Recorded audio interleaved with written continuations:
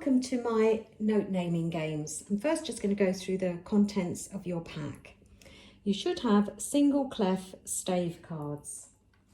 These are cards which have either the treble clef or the bass clef on them, and the stave, which is the 5 lines we use in music to write the notes on.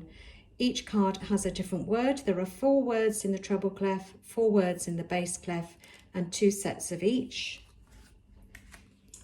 We then have combined clef stave cards, which have both treble and bass clef, and the word. There are 5 words and 2 sets of each. We have note flashcards, which are colour-coded just to differentiate the 4 sets of notes.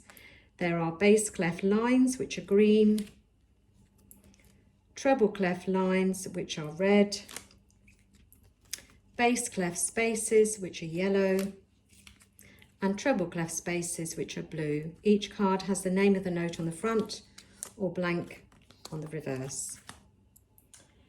You then have 2 piano keyboards. This is to learn the white key names. There are 18 notes here, but we will just be covering 16 of those, which is 2 octaves in music terms. Then 2 blank staves, a treble clef and a bass clef stave. And just to say again, there are 5 lines which we plot the notes on, or between the lines there are 4 spaces which are covered by the flashcards. To extend note learning, the note naming games may cover the note written just below the bottom line of the stave and just above the top line of the stave. Those are space notes as well. Then you have a bag with some note names in to use as part of the games. There are 4 games which can be played either in 2s or single player. And I will do a video for each game individually. Then, just to help parents who do not understand or read music, I've done some answer cards which really are for the parent to check the answers rather than the pupil have them while they're playing the game. So this card here shows the treble and bass clef stave and all the space notes in each clef and their names and the line notes, so you know where they're positioned on each stave. The middle C, I haven't included that in the note names. That's just to show where middle C is. The middle C will help you locate when plotting the notes on the keyboard and then plotting them on the stave. Will show you where middle C comes.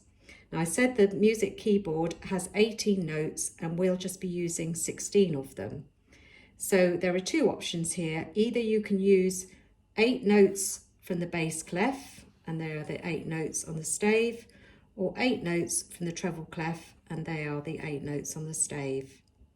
For some pupils, that may be the scope of their learning at the moment.